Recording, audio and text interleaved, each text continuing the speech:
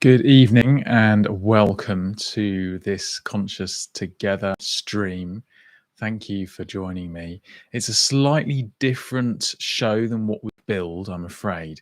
We aren't able to come together as a Conscious Together team today. However, the topic that we wanted to talk about, change and mindfulness, why is change so difficult, and what can we do to make the change process more effective in our lives is a topic that we all want to talk about, and we want to revisit this at the next session, which will hopefully be next Wednesday as normal. So we will go more fully into this topic next week. But we didn't want to leave you without the opportunity to hear some of what we're going to talk about and to take away hopefully some practical tips that might guide you in the meantime, give you some opportunity to reflect on change in your life and how you might take it forwards. So there you go. So with that said, we're going to just cover a little bit around why change is so difficult, why we're so resistant to it. And I'm going to invite some mindful reflection on some methods that might be useful to help you do something to counterbalance some of that tendency that we have. But before we step into that, we'll begin with a little settling practice. So just sit yourself or lie as you wish, if you wish to partake. And if you're happy to, just let the eyes gently close. If you're sitting, then sit a little taller, a posture of attentiveness, of focus. And take a gentle breath or two just to settle yourself into the present moment.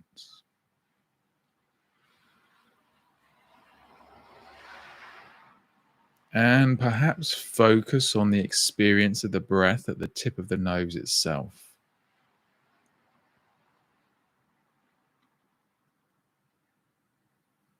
Noticing perhaps cooler air as it comes in,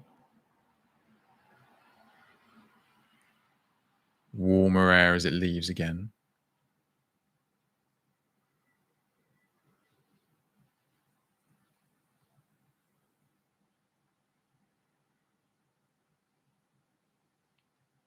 What is the experience of the breath right now? We don't need to change it. We don't need to slow it down. We don't need to make the breath deeper than it is.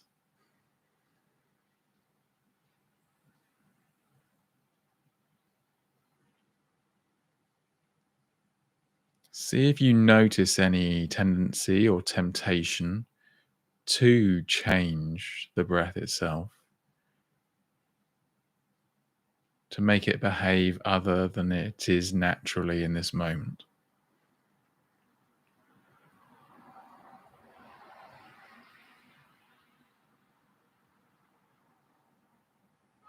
And just allow yourself to rest in this experience as you find it.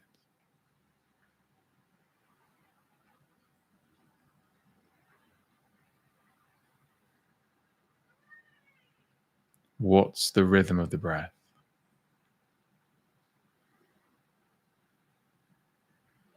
Is it deep or shallow? Is it fast or slow?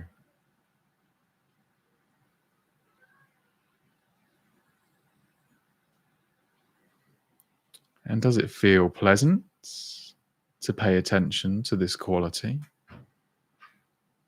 Or is it challenging? Is it unpleasant?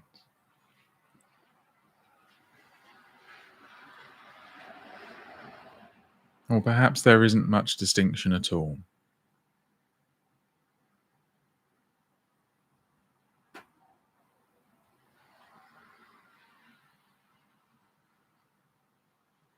And notice the nature of any thoughts that are present right now.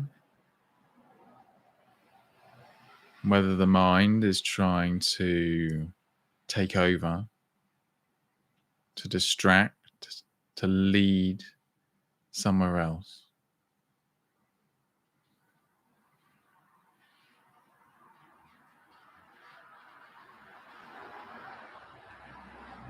And just note that for what it is. And as best you can, letting go of the stickiness of the mind, of thoughts. Notice them, acknowledge them, and let them be.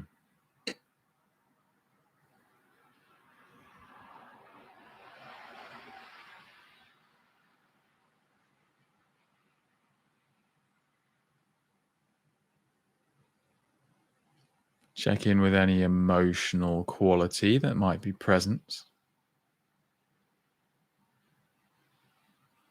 And perhaps there is no strong, overriding emotional quality in this state that you find yourself in now.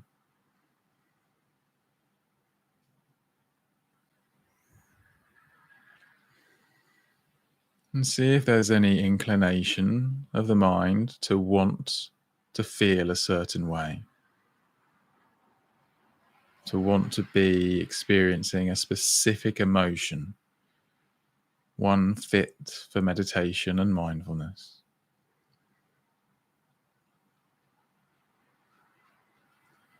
And see if you can allow the experience that you find to be as it is.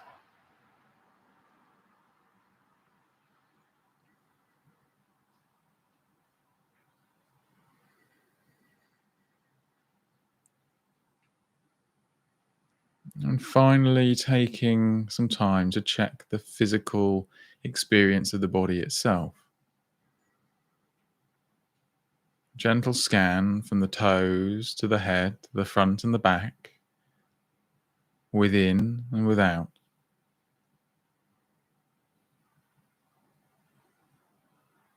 Noting any areas of tension or discomfort.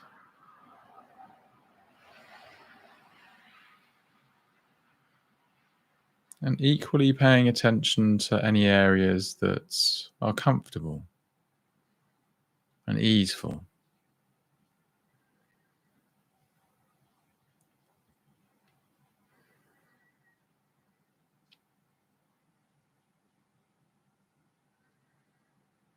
If there is discomfort, see if you can notice any urge or tendency to want to be rid of it, to push it away. And instead, if you can, gently turn towards the experience, paying careful and considered attention to the physical, felt experience.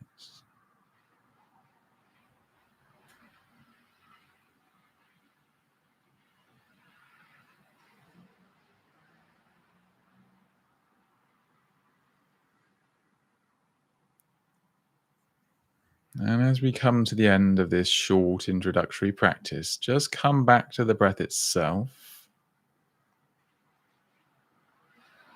focusing as closely as possible on the tip of the nose.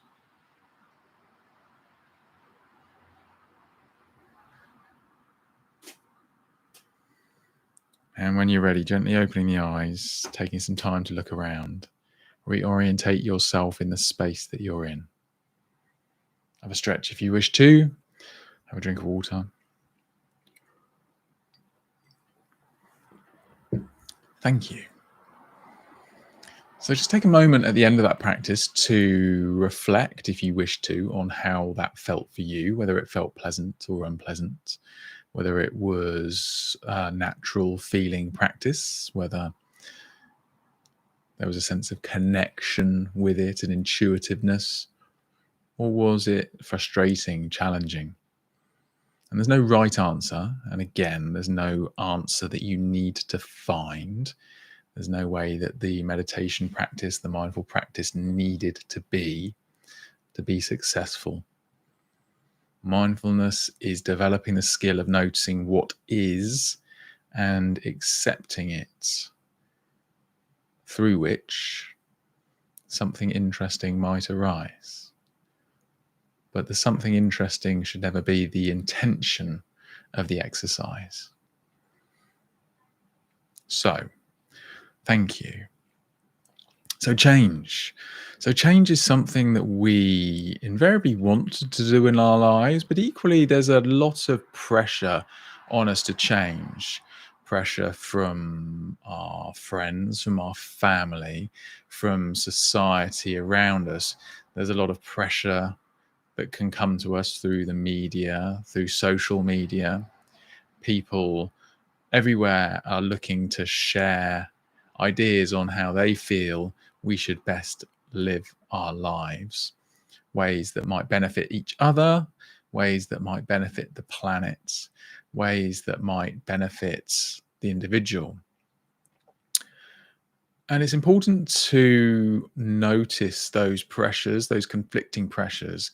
And one of the most important questions to ask yourself when looking to make changes in your life are whether these changes are for you, whether you are bought into them, or whether you are feeling obligated to do so for another reason.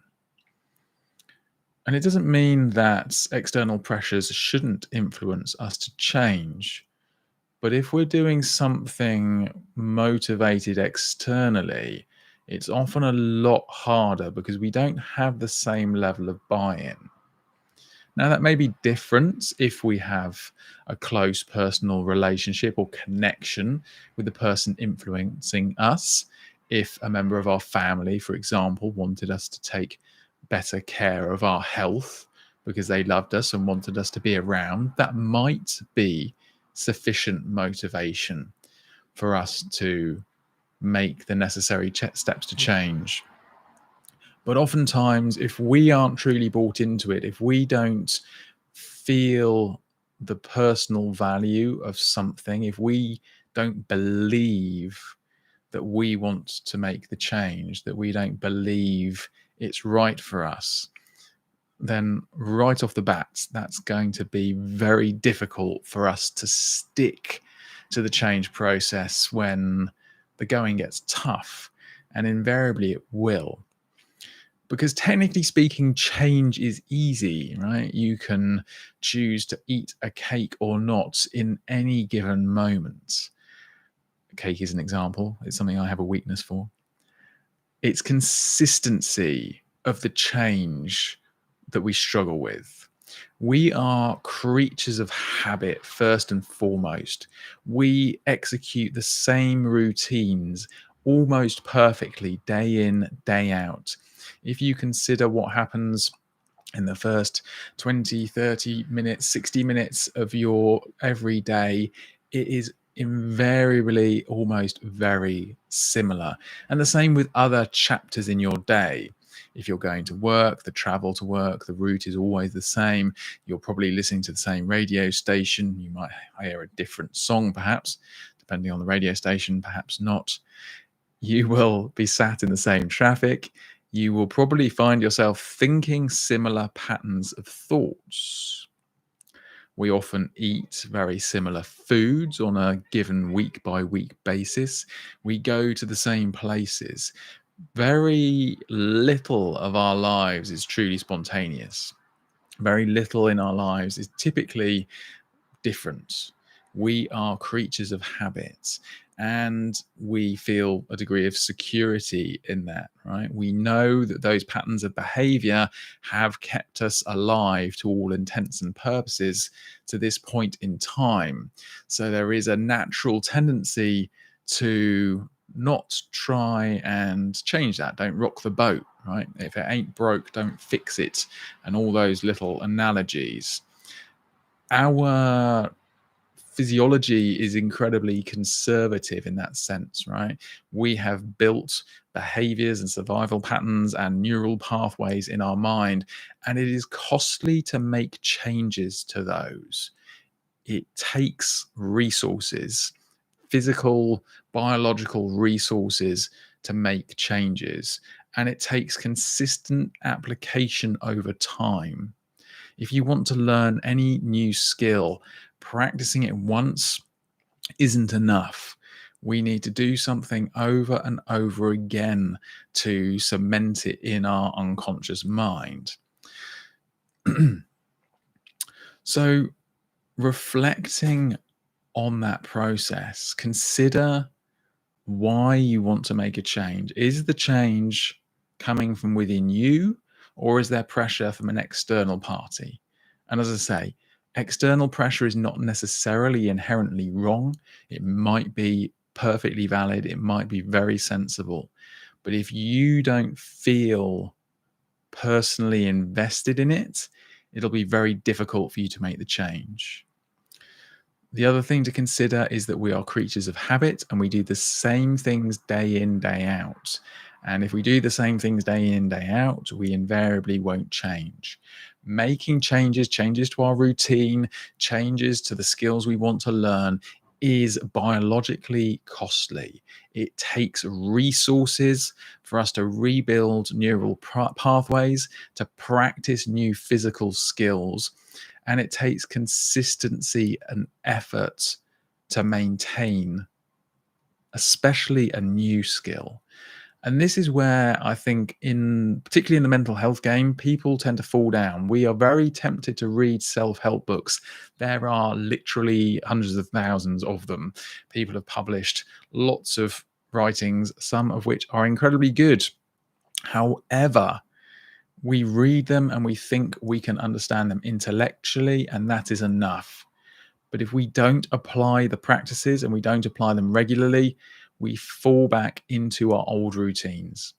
And you find the same thing when you go on holiday, or if you went on some sort of mental health retreat, some mindful retreat.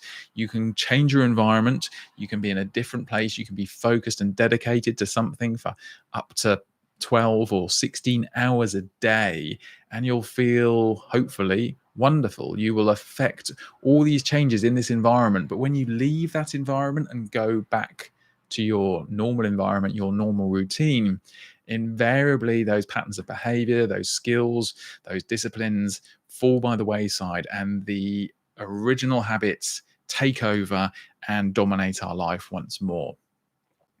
So, change is simple, but it really isn't easy. And that's where having a backup with something like mindfulness can really support us in this journey, because having that self-aware lens is so useful when we are feeling pressure to either change something that perhaps doesn't feel right for us, or to revert to our old patterns of behavior. We stand a chance of catching ourselves before the action has taken place, or a better chance of catching ourselves before the action takes place. Our mind is capable of stopping all but the most hardwired reflexes, right? We do have that time to be considerate, to be reflective on whether this is the right action to take.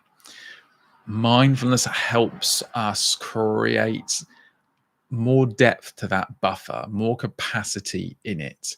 It can build us essentially more time in our mental headspace, so that we can recognize the pull of a behavior, the pressure to go back and eat a cake because we had a stressful day.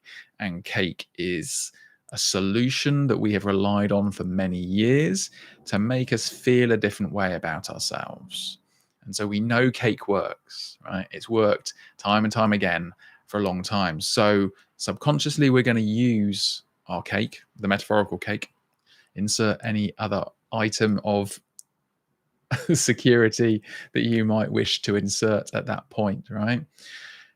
You know it works. Subconsciously, you know it works. You're going to go to it. And the more pressure you are under, the more the worse you feel about yourself in the given moment, because life has got on top of you, and life always gets on top of us, right? Then the more likely we are to return to default patterns, because we know they work in the short term.